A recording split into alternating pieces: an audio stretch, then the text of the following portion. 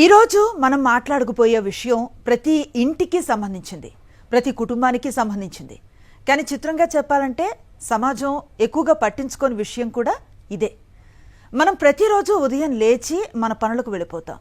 పిల్లలు స్కూల్కి వెళ్తారు, ఉద్యోగులు ఆఫీసులకు వెళ్తారు, వ్యాపారులు తమ వ్యాపారాల్లో బిజీ అయిపోతారు. రోజు మొత్తం అందరూ తమ తమ బాధ్యతల్లో మునిగిపోతారు. కానీ ఒక్కసారి ఆలోచించండి, ఈ మొత్తం వ్యవస్థ సజావుగా నడవటానికి వెనుక ఎవరి శ్రమ ఉంది? ఎవరు ఉదయం అందరికంటే ముందు లెగుస్తారు? ఎవరు అందరి అవసరాలు చూసుకుంటారు? ఎవరు ఇంటిని ఒక వ్యవస్థలా నడిపిస్తారు? చాలా ఇళ్లల్లో ఆ సమాధానం ఒక్కటే, అదే గృహిణి. అయితే మన సమాజం ఆమెను ఎలా చూస్తుంది? ఇంట్లోనే ఉంటుంది, ఉద్యోగం చేయదు, ఖాళీగానే ఉంటుంది. ఇలాంటి మాటలు చాలా సాధారణంగా వినిపిస్తాయి. కానీ నిజానికి గృహిణి ఖాళీగా ఉంటుందా?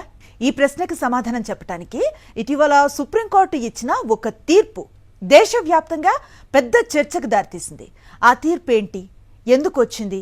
అది కేవలం ఒక నష్టపరిహారం కేసు మాత్రమేనా, లేకపోతే మన సమాజానికి ఒక అద్దంలా మారిందా? ఈరోజు అదే విషయాన్ని కాస్త లోతుగా అర్థం చేసుకునే ప్రయత్నం చేద్దాం. ముందుగా ఒక సాధారణ కుటుంబాన్ని ఊహించండి. ఉదయం 5 గంటలు, ఇంట్లో అందరూ ఇంకా నిద్రలోనే ఉంటారు. కానీ ఒక్కళ్ళు మాత్రం లేచి ఉంటారు. వంట మొదలవుతుంది, పిల్లల టిఫిన్లు సిద్ధమవుతాయి, భర్త ఆఫీస్కి తీసుకువెళ్లే భోజనం కూడా రెడీ అయిపోతుంది. పిల్లల్ని లేపటం, రెడీ చేయటం, స్కూల్కి పంపటం. ఇంతలో ఇంటి శుభ్రత, సరుకుల లెక్కలు, బిల్లుల చెల్లింపులు, పెద్దల సంరక్షణ, ఇలా పని మీద పని. వాస్తవానికి ఒక గృహిణి చేసే పనులను విడివిడిగా లెక్కిస్తే ఆమె ఒక వంట మనిషి, ఒక కేర్ టేకర్, ఒక నర్స్, ఒక టీచర్, ఒక అకౌంటెంట్, ఒక హోమ్ మేనేజర్, ఇన్ని పాత్రలను ఒకేసారి పోషిస్తుంది. కానీ ఈ పనుల్లో దేనికి జీతం రాదు. అందుకే చాలామంది ఆ పనికి విలువ కూడా లేదు అనుకుంటారు. అక్కడే అసలు సమస్య మొదలవుతుంది. ఇప్పుడు సుప్రీంకోర్టు ముందు వచ్చిన ఒక కేసు గురించి మాట్లాడుకుందాం. పంజాబ్, హర్యానాల్లో జరిగిన ఒక రోడ్డు ప్రమాదంలో ఒక గృహిణి మరణించింది. ఆమె భర్త, 3 పిల్లలు తీవ్ర నష్టాన్ని ఎదుర్కొన్నారు. గతంలో కోర్టు ఆ కుటుంబానికి సుమారు 8 లక్షల రూపాయల నష్టపరిహారం మంజూరు చేసింది. కానీ కుటుంబం సుప్రీంకోర్టును ఆశ్రయించింది. వారి ప్రశ్న చాలా సింపుల్. మరణించిన మహిళకు జీతం లేకపోవచ్చు, ఉద్యోగం కూడా లేకపోవచ్చు, కానీ ఆమె ప్రతిరోజు కుటుంబం కోసం చేసిన సేవలకి విలువ లేదా? ఇదే సమయంలో ఇలాంటి కేసులో తరచూ వినిపించే మరో వాదన కూడా ఉంది. జీతం లేదు కాబట్టి ఆదాయం కూడా లేదు, ఆదాయం లేదు కాబట్టి ఆర్థిక నష్టం కూడా పరిమితమే. కానీ ఈ ఆలోచనతో సుప్రీంకోర్టు ఏకీభవించలేదు. కోర్టు చాలా స్పష్టంగా చెప్పిన విషయం ఏంటంటే, గృహిణి చేసే పనిని ఉచిత సేవగా చూడకూడదు. ఆమె శ్రమకి ఆర్థిక విలువ ఉంది. కుటుంబాన్ని నిర్వహించడం కూడా ఒక పని, అది కూడా శ్రమే, అది కూడా సమాజానికి ఉపయోగపడే ఉత్పాదక కృషే. ఇక్కడ మనం మరో విషయాన్ని కూడా అర్థం చేసుకోవాలి. మన దేశ ఆర్థిక వ్యవస్థలో చాలా పనులు అధికారికంగా లెక్కల్లోకి వస్తాయి. ఫ్యాక్టరీలో పనిచేస్తే జీతం వస్తుంది, ఆఫీసుల్లో పనిచేస్తే జీతం వస్తుంది, దుకాణంలో పనిచేస్తే కూడా జీతం వస్తుంది. కానీ ఇంట్లో జరిగే శ్రమ మాత్రం గణాంకాల్లో ఎక్కడా కనిపించదు. అందుకే చాలామంది దానికి విలువ లేదు అని భావిస్తారన్నమాట. కానీ ఒక చిన్న ప్రయోగం చేసి చూడండి. ఒక ఇంట్లో గృహిణి చేసే ప్రతి పనికి బయట వ్యక్తులను నియమిస్తే ఎంత ఖర్చు అవుతుంది? వంట కోసం ఒకరు, పిల్లల సంరక్షణ కోసం ఒకరు, ఇంటి నిర్వహణ కోసం మరొకరు, వృద్ధుల సంరక్షణ కోసం ఇంకొకరు. నెలాఖరుకు వచ్చే ఖర్చు ఎంత ఉంటుందో ఊహించండి. అంటే మనం విలువ ఇవ్వకపోయినా ఆ పనికి మార్కెట్ విలువ మాత్రం ఖచ్చితంగా ఉందన్నమాట. ఈ నేపథ్యంలో సుప్రీంకోర్టు చేసిన వ్యాఖ్యలు చాలా కీలకమైనవి. గృహిణుల్ని కేవలం ఇళ్లకు మాత్రమే పరిమితం చేసి చూడొద్దు అని కోర్టు స్పష్టం చేసింది. దేశ నిర్మాణంలో, మానవ అభివృద్ధిలో వారి పాత్ర ఎంతో కీలకమని పేర్కొంది. కుటుంబాన్ని నిర్మించేది గృహిణి, కుటుంబాలు సమాజాన్ని నిర్మిస్తాయి, సమాజం దేశాన్ని నిర్మిస్తుంది. అందుకే ఒక అర్థంలో గృహిణి కూడా జాతి నిర్మాతే అని కోర్టు వ్యాఖ్యానించినమాట. అంతేకాదు, ఈ కేసులో మరో చారిత్రాత్మక నిర్ణయాన్ని కూడా తీసుకుంది. ఒక గృహిణి అందించే సేవలు నెలవారీ విలువను 30,000 రూపాయలుగా పరిగణించవచ్చని పేర్కొంది. అంటే ఇంట్లో చేసే పనిని సున్నా విలువగా చూడకూడదని న్యాయ వ్యవస్థ అధికారికంగా గుర్తించింది.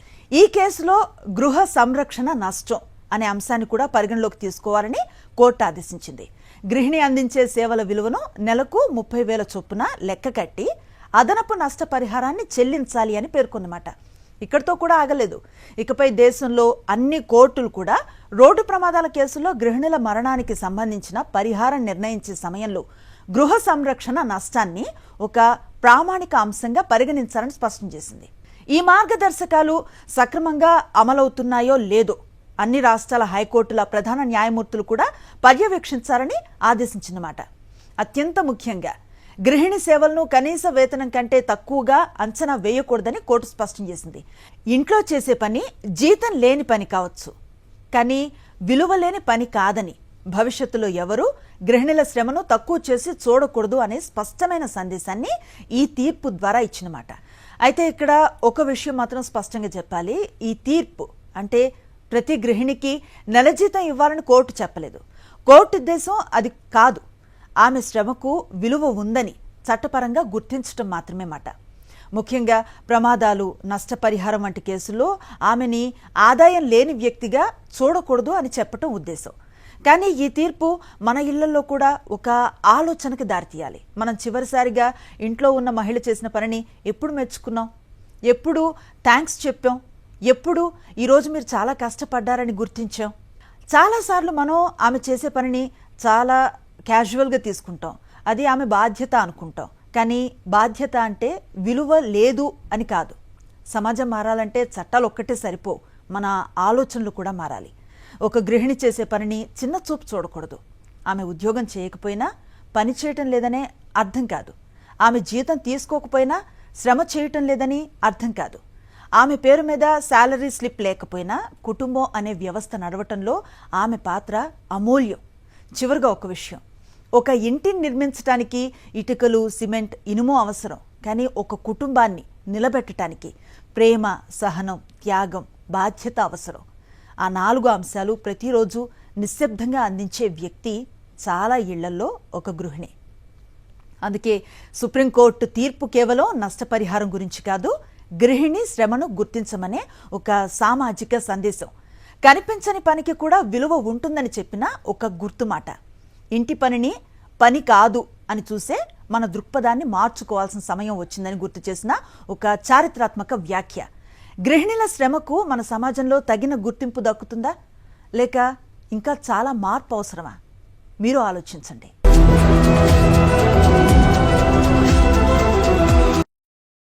మరిన్ని అప్డేట్స్ కోసం ఛానల్ ను సబ్స్క్రైబ్ చేయండి. నోటిఫికేషన్స్ కోసం బెల్ ఐకాన్ పై క్లిక్ చేయండి.